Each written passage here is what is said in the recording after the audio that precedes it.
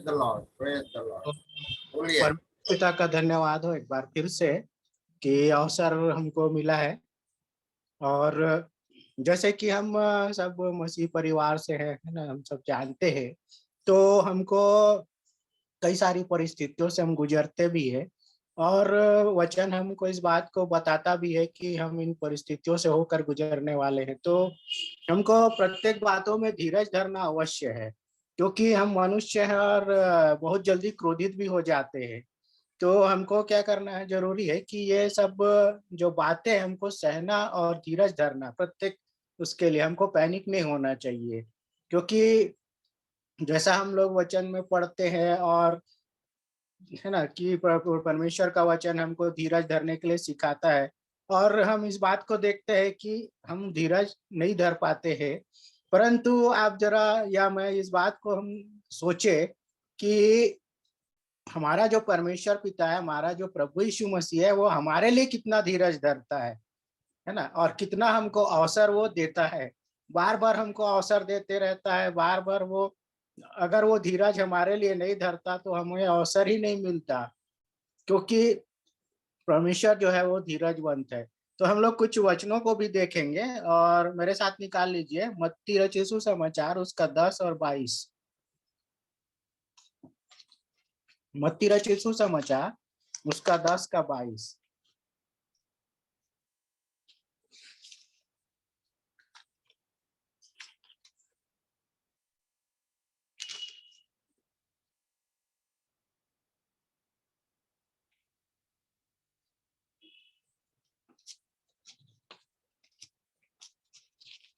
अगर मिल गया होगा तो पढ़िए।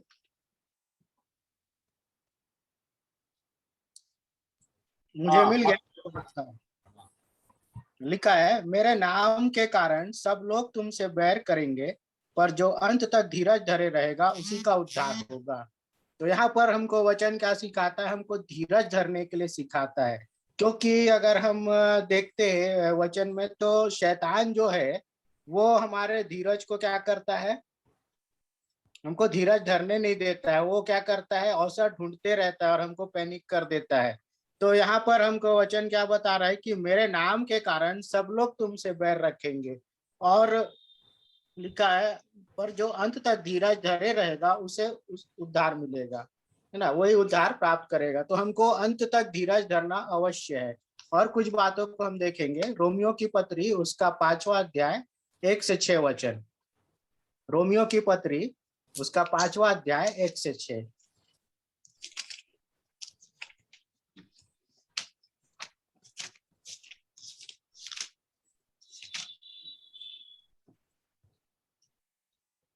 यहाँ पर लिखा है, सो जब हम विश्वास से धर्मी ठहरे तो अपने प्रभु यीशु मसीह के द्वारा परमेश्वर के साथ मेल रखे, है ना। यहाँ पर जब वचन हमको क्या बता रहा है कि हमको प्रभु विश्वास के द्वारा जब हम धर्मी ठहरे हैं तो हमको क्या करना है, प्रभु यीशु परमेश्वर पिता से हमको मेल रखना जरूरी है। मतलब हमारा जो संबंध है वो परमेश्वर के साथ होना जरूरी है। आगे लिखता है, जिसके द्वारा विश्वास के कारण उस अनुग्रह तक जिसमें हम बने हैं हमारी पहुंच भी हुई, और परमेश्वर की महिमा की आशा पर घमंड करो। हमको किसके ऊपर घमंड करने के लिए बोल रहा है, परमेश्वर की महिमा पर। और आगे लिखा है, केवल यही नहीं वरन हम क्लेशों में भी घमंड करें, यही जानकर कि क्लेश से धीरज, और धीरज से खरा निकलना, और खरे निकलने से आशा उत्पन्न होती है। तो हमको इस बात को समझना जरूरी है। जैसे अगर आप पौलुस के जीवन को देखें, तो पौलुस की एक बहुत बड़ी गवाही है, उस कितनी सारी परिस्थितियों से वो होकर के गुजरा, हम सब जानते हैं, हमने पढ़ा है उसके विषय में। तो मैं ज्यादा उसका डिटेल में नहीं बोलूंगा, परंतु हम इस बात को जानते हैं कि वो हर एक परिस्थिति में वो धीरज धरता था और जयवंत भी होता था। तो आज जरूरी है कि हमको भी क्या करना है, परिस्थिति चाहे कैसी भी हो, हम अपने आप को क्रोधित न करें, अपने गुस्से को कंट्रोल में रखना सीखे, जैसा हमको वचन सिखाता है। और इससे क्या होगा कि हमारे जीवन में धीरज उत्पन्न होगा। और हम आगे देखेंगे, और धीरज से खरा निकलना, और खरे निकलने से आशा उत्पन्न होती है। अगर हम धीरज धरेंगे तो क्या होंगे, हम खरे निकलेंगे। जैसे अगर हम अय्यूब के जीवन को देखें, तो कठिन परिस्थिति में था, जब उसकी परीक्षा हुई और उसकी पत्नी ने उसका साथ छोड़ दिया। उसके अपने को कोई वर्णन वहां पर हमको नहीं मिलता है ना। और उसकी पत्नी क्या बोलती थी अय्यूब के कि तू भी मर जा और क्या कर, परमेश्वर को शाप दे। परंतु उसने क्या किया, जिसने दिया है उसने लिया है। एक ही उसमें उसने उनको उत्तर दिया कि जिसने लिया है उसने क्या किया, दिया है उसने लिया है, तो मैं क्यों उसके पीछे जाऊं, उसके विरुद्ध पाप करूं। तो हमको इस बात को समझना जरूरी है कि जब परेशानियां आती है तो हम परखे जाते कि हमें कितना धीरज है। और इस बात को हमको क्या करना है, समझना जरूरी है। क्योंकि जब तक हम इन परिस्थितियों से हो करके नहीं गुजरेंगे तो हम धीरज धरना नहीं सीखेंगे। अगर जब हम धीरज धरेंगे तभी हम खरे निकलेंगे। तो आगे देखेंगे, और आशा से लज्जा नहीं होती क्योंकि पवित्र आत्मा जो हमें दिया गया है उसके द्वारा परमेश्वर का प्रेम हमारे मन में डाला गया है। तो यहाँ पर क्या होता है कि हमको आशा रखना जरूरी है। अगर हम धीरज धरते हैं तो हमको आशा रहेगी, अगर हम धीरज नहीं धरेंगे तो हमको कोई आशा नहीं रहेगी। और जब यहाँ पर लिखा है कि हमको क्या दिया गया है, पवित्र आत्मा दिया गया है, उसके द्वारा हमारे परमेश्वर का प्रेम जो है हमारे मन में डाला गया है।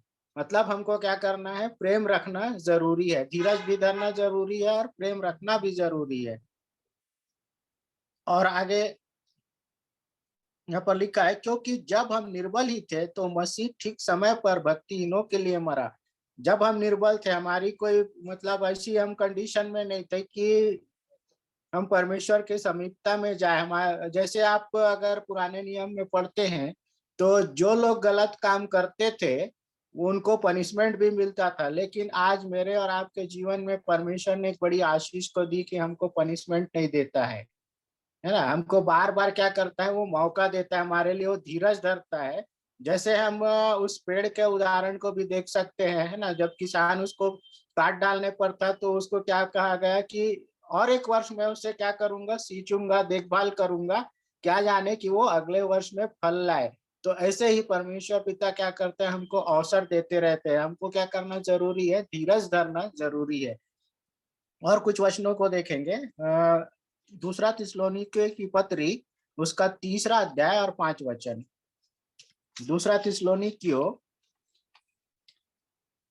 3 अध्याय और उसका 5 वचन।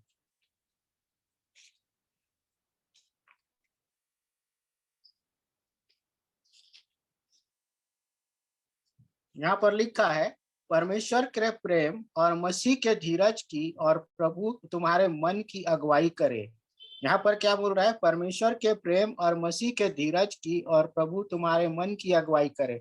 मतलब हमको क्या करना है, मसीह के उसमें धीरज हमको धरना है। जैसे हमारे लिए परमेश्वर पिता, हमारे उद्धारकर्ता प्रभु यीशु मसीह हमारे लिए धीरज धरता है, वैसे ही हमको भी धीरज धरना जरूरी है। अगर हम धीरज नहीं धरते हैं तो शैतान को अवसर मिल जाता है।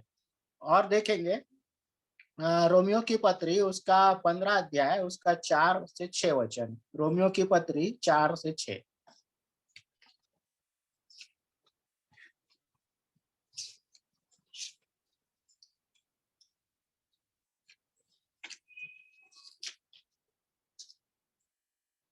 यहाँ पर लिखा है, और धीरज और शांति का दाता परमेश्वर तुम्हें यह वरदान दे कि मसीह यीशु के अनुसार आपस में एक मन रहो।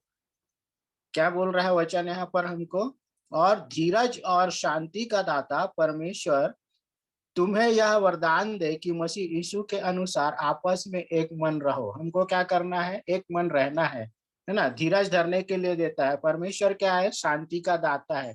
तो कोशिश ये करें कि हम अपने आप को संभाले। और गुस्सा तो आता है हर एक को, परंतु उसको कंट्रोल करना भी हमें आना जरूरी है। हमको अपने आप को नियंत्रण में रखना जरूरी है ना। जैसे हमको क्या बताता है वचन की, हमको क्या करना है, तुम्हारा जो क्रोध है, गुस्सा है, वो शाम तक क्या हो जाना चाहिए, नॉर्मल हो जाना चाहिए, शांत हो जाना चाहिए। तो हमको इस बात को समझना जरूरी है। और आगे लिखा है, ताकि तुम एक मन और एक मुंह होकर हमारे प्रभु यीशु मसीह के पिता परमेश्वर की बड़ाई करो। जब हम धीरज धरेंगे तब हम क्या करेंगे, अपने परमेश्वर पिता और हमारा जो उद्धार करता है प्रभु यीशु मसीह, हम उनका क्या करेंगे, बड़ाई करेंगे। यहाँ पर वचन इस बात को हमको बताता है, लिखा है, ताकि तुम एक मन और एक मुंह होकर हमारे प्रभु यीशु मसीह के पिता परमेश्वर की बड़ाई करो।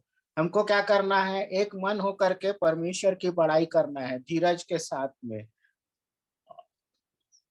और कुछ वचनों को देखेंगे, मैं बहुत लंबा नहीं बोलूंगा, थोड़ी सी कुछ बातों को ही रखूंगा। दो और हम लोग देखेंगे वचन को। यशायाह नबी की किताब उसका 26 अध्याय 3 से 4। यशायाह नबी किताब 26 अध्याय 3 से 4।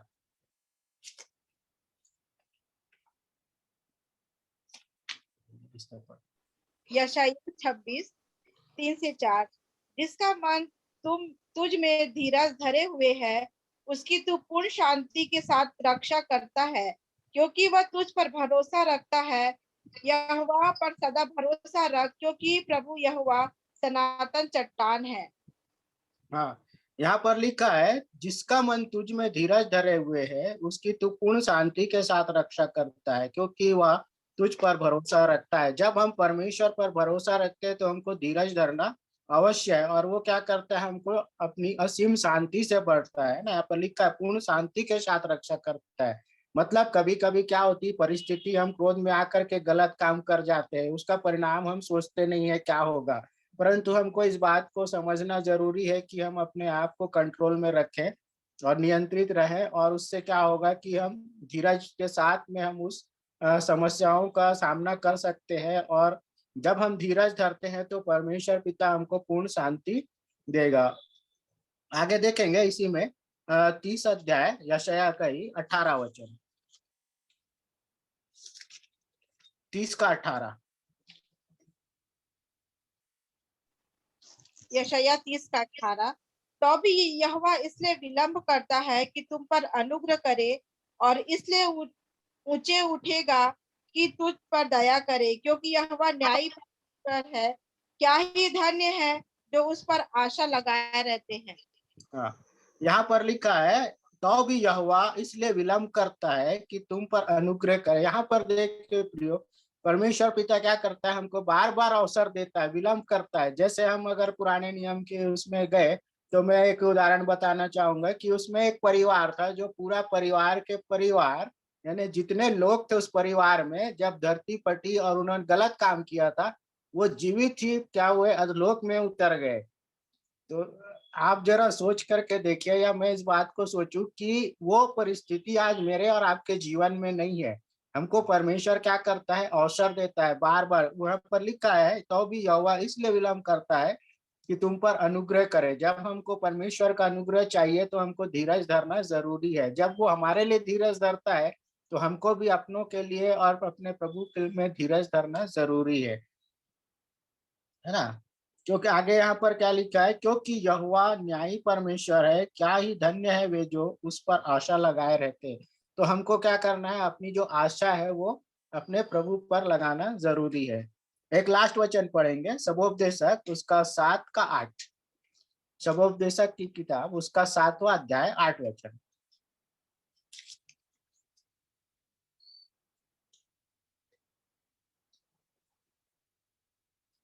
सबोपदेशक 7:8 वचन।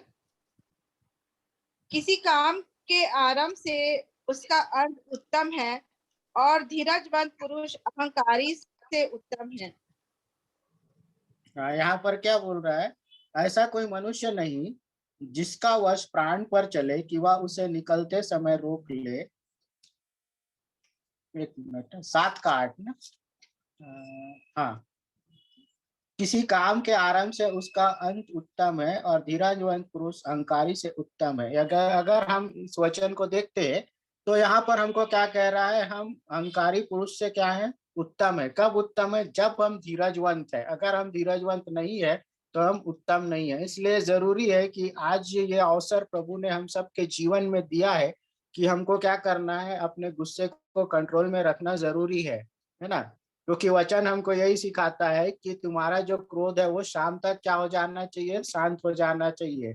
और जैसे हमारे बीच में भी कभी कभी कुछ कुछ बातें ऐसे होते रहती, पर मैं नॉर्मली रहता हूँ और मैं सीरियसली नहीं लेता। मैं व्यक्तिगत में अपना वो गवाही दे रहा हूँ। तो यहाँ पर हमको इस बात को समझना जरूरी है कि ये सारी बातें हर एक के जीवन में आती, परिस्थितियां के अनुसार हम क्या करते हैं? कुछ न कुछ मतलब पैनिक हो जाते हैं, धीरज हमारा जो है वो हम उसे खो देते हैं, या अपना आपा जो है वो हम खो देते हैं। तो हमको अपने आप को कंट्रोल में रखना जरूरी है। जब हमारा मेरा और आपका परमेश्वर, हमारा उद्धारकर्ता प्रभु यीशु मसीह जब वो धीरज धरता है, तो जरूरी है कि हम भी, मैं और आप धीरज धरे।